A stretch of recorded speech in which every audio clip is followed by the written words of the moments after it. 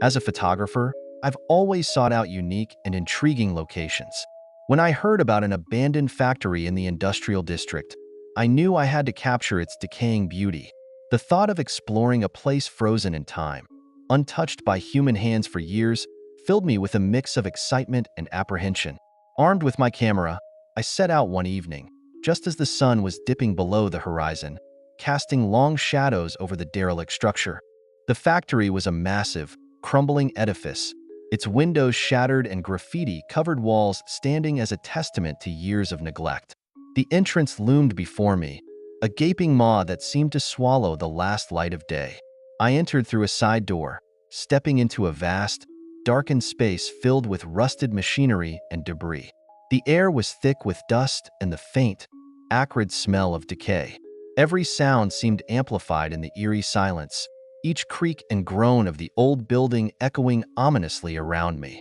As I ventured deeper into the factory, the oppressive silence was broken only by the occasional drip of water from the ceiling and the distant rustling of rodents. The light from my flashlight cut through the darkness, revealing the skeletal remains of what had once been a bustling workplace. Machinery sat frozen, as if waiting for workers who would never return. I carefully picked my way through the debris, my footsteps stirring up clouds of dust that sparkled in the beam of my flashlight. I came across a series of old offices, their doors hanging askew on rusted hinges. Inside, papers and files were strewn about, telling the story of a once thriving business. Desks were left abandoned, chairs overturned, as if the occupants had fled in a hurry. The atmosphere grew heavier, a sense of something not quite right settling over me. I paused to photograph the eerie scene, the flash of my camera momentarily illuminating the dark, cluttered rooms. Suddenly, a loud bang echoed from the upper floor. My heart skipped a beat, and I froze, listening intently. The sound was too deliberate to be the wind. Curiosity piqued. I found a rickety staircase and began to climb, each step groaning under my weight, the metal feeling cold and unforgiving beneath my hands. The higher I climbed, the more the air seemed to grow thick and oppressive, each breath feeling heavier than the last. Reaching the top, I found myself in a narrow corridor lined with doors. The air felt colder here, and the silence was even more profound, broken only by my own ragged breathing.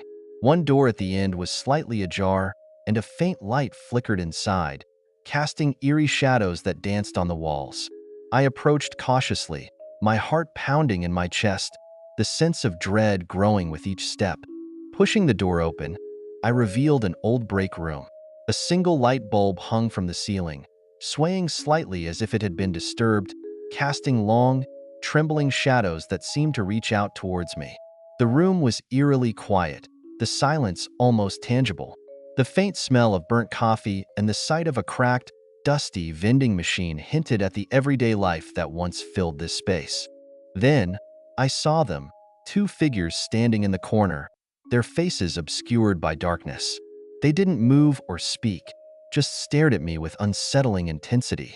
Their presence felt wrong, as if they were not just out of place, but out of time.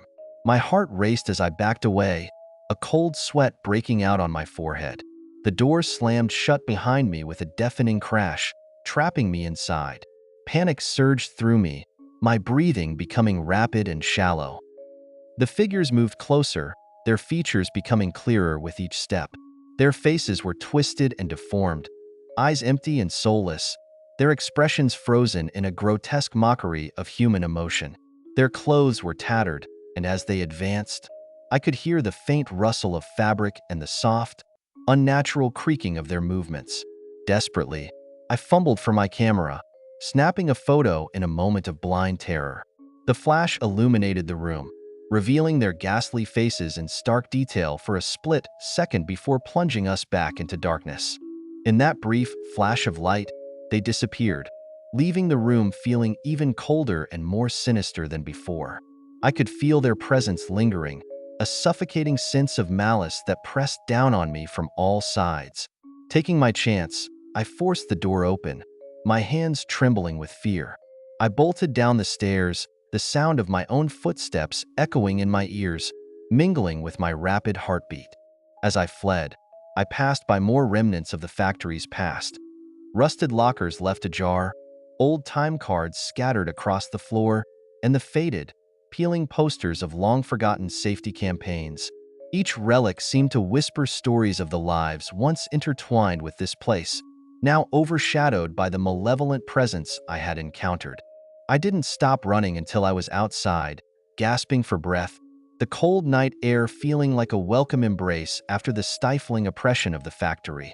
I leaned against my car, trying to steady my nerves. The factory loomed behind me, its dark windows like empty eyes watching my every move. When I looked at the photo later, all I saw were empty, decaying walls. The figures were gone, but the terror I felt that night stayed with me.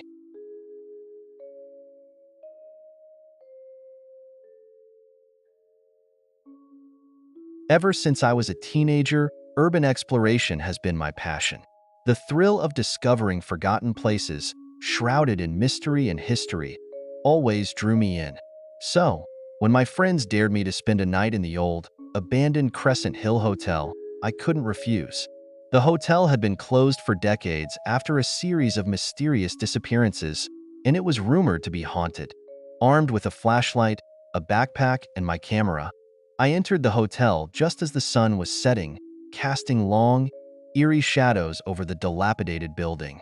The lobby was grand yet decayed, with chandeliers hanging precariously from the ceiling and furniture covered in dusty sheets. The air was thick with dust, and the smell of mold and decay was almost overpowering. As I walked deeper into the hotel, the temperature seemed to drop, and an unsettling silence enveloped me, broken only by the occasional creak of the old building. I decided to set up my base in one of the old suites on the third floor. The suite was once luxurious, with heavy drapes now moth-eaten and a grand four-poster bed covered in a thick layer of dust. The wallpaper was peeling, revealing the plaster beneath, and the air was stale with neglect. I settled in, documenting my experience with my phone, making sure to capture the room's haunting atmosphere. As the night wore on, strange things began to happen. First, I heard faint music coming from the ballroom below. It sounded like an old record player, the melody hauntingly beautiful but out of place in the eerie silence of the abandoned hotel. Intrigued, I followed the sound, descending the grand staircase with its faded red carpet. The ornate banister was cracked and splintered, and cobwebs hung in the corners. When I reached the ballroom, it was empty and silent. The vast room was filled with ghostly shadows cast by the moonlight streaming through broken windows. Dust particles danced in the pale light, adding to the surreal atmosphere. The silence was heavy, almost oppressive. The grand piano in the corner was covered in a thick layer of dust, its keys long silent. Then, I saw her, a woman in a flowing dress, dancing alone in the center of the room. She moved with grace, her dress swirling around her as she twirled, but her face was obscured by shadows. The sight was both mesmerizing and terrifying. As I watched, she suddenly stopped and turned to me, her eyes glowing with an unnatural light. A chill ran down my spine, and fear gripped me as she floated towards me, her mouth opening in a silent scream that echoed in my mind. I stumbled back, heart racing, and ran back to my room, slamming the door shut behind me. The temperature dropped drastically, and I could see my breath in the frigid air. The lights flickered, casting the room into intermittent darkness. Then, I heard a soft knock on the door. My heart pounded as the knocking grew louder, more insistent. Each thud sent a jolt of fear through me. Desperately, I looked around the room for something to defend myself with, but there was nothing. The door burst open with a deafening crash, and the woman stood there, her face now a grotesque mask of anguish and rage. Her eyes burned with a malevolent fire, and her mouth twisted into a silent scream of agony.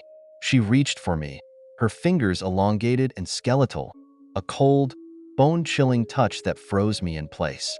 In a panic, I grabbed my things and fled the hotel, not stopping to look back. My footsteps echoed through the empty halls as I ran down the stairs and out into the cold night. I didn't stop running until I was far away, my heart still pounding with fear. The Crescent Hill Hotel loomed behind me, a dark silhouette against the moonlit sky. After escaping, I drove home in a daze, my mind replaying the terrifying events over and over. I couldn't shake the image of the ghostly woman, her twisted face and glowing eyes haunting my thoughts. For days, I couldn't sleep, my nights filled with nightmares of the hotel and its spectral inhabitant. Determined to understand what I had experienced, I began researching the history of the Crescent Hill Hotel. I discovered that it had once been a glamorous destination for the wealthy, its halls filled with laughter and music. However, during the Great Depression, the hotel fell into disrepair, and rumors of dark events began to surface. Guests reported strange occurrences, and several people disappeared without a trace. The hotel eventually closed its doors, left to decay and be forgotten. I found an old newspaper article that mentioned a woman named Eleanor, a dancer who had performed at the hotel's grand events. She was known for her beauty and grace, captivating everyone who saw her. However, one night she vanished during a performance, her body never found. Some believed she had run away, while others whispered of more sinister explanations. The hotel remains abandoned, a relic of a forgotten era. The once grand building now stands as a haunting reminder of the past, its secrets buried within its decaying walls.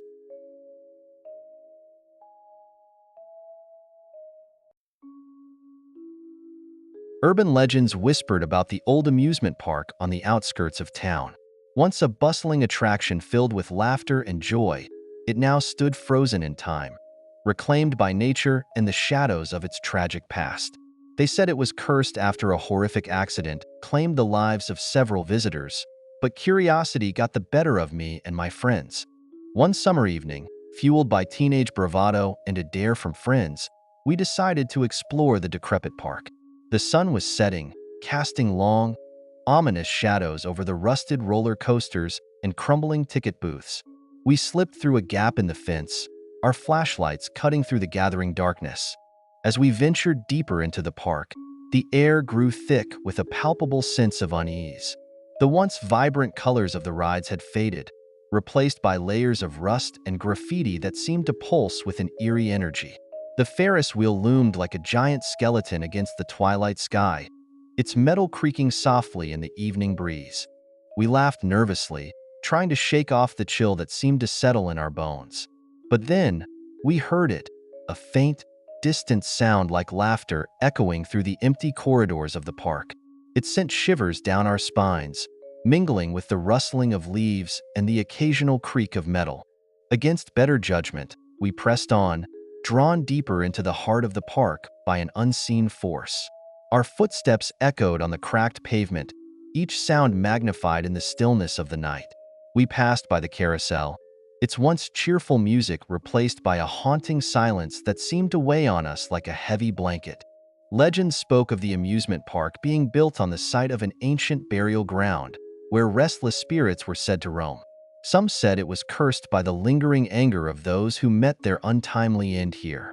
Others claimed that the park itself had a malevolent presence, feeding on the fear and curiosity of those who dared to trespass. It was when we reached the old funhouse that things took a chilling turn. The mirrors inside were warped and cracked, distorting our reflections into grotesque shapes. I glanced at my friends, their faces pale in the dim light. The air grew colder, and a mist rolled in, obscuring our surroundings and adding to the sense of isolation. Strange things began to happen. Lights flickered and shadows seemed to dance just beyond our vision. We heard voices whispering in the wind, calling our names and taunting us to come closer. It felt as though the park itself was playing mind games with us, testing our resolve and toying with our fears. As we cautiously explored further, we stumbled upon a tent set up in the center of the park, a makeshift camp with a flickering lantern casting eerie shadows on the ground. No one was there, but the smell of smoke still lingered in the air, as if someone had just been there moments before. Fear gripped us, but curiosity pushed us onward. We followed a trail of footprints leading deeper into the park, each step bringing us closer to the heart of its mysteries. The atmosphere grew heavier, charged with an unsettling energy that made the hairs on the back of our necks stand on end. Suddenly, we heard footsteps behind us, soft, barely audible, but unmistakably real. We spun around, our flashlights illuminating empty space. There was no one there, yet the sense of being watched persisted. It was as though the very shadows were alive, moving and whispering secrets that we couldn't comprehend. With nerves frayed and senses heightened, we decided to retreat, retracing our steps back toward the entrance. But the park seemed to have other plans. Paths that had been clear moments ago now twisted and turned, leading us deeper into its labyrinthine heart. Panic set in as we realized we were lost, trapped in a place that defied logic and reason. Hours passed like seconds as we wandered, our minds playing tricks on us with every flickering light and rustling leaf. We heard laughter again, loud and mocking, as if the park itself reveled in our fear. Shadows danced at the edges of our vision, and voices whispered secrets we dared not comprehend. Finally, just as hope began to fade, we stumbled upon the exit, a gap in the fence that we hadn't noticed before. We burst through, gasping for breath and blinking in the harsh light of the outside world. The amusement park stood silent and still behind us, its mysteries and malevolence hidden once more behind rusted gates and overgrown paths. We never spoke of that night again, but the memory of the abandoned amusement park and its mind games haunted us for years to come. It remains a place where reality blurred with nightmares, a testament to the darkness that lurks just beyond the edge of our understanding. Submit your stories to creepychefmedia@gmail.com. Thanks for watching. Like and subscribe for future creepy content.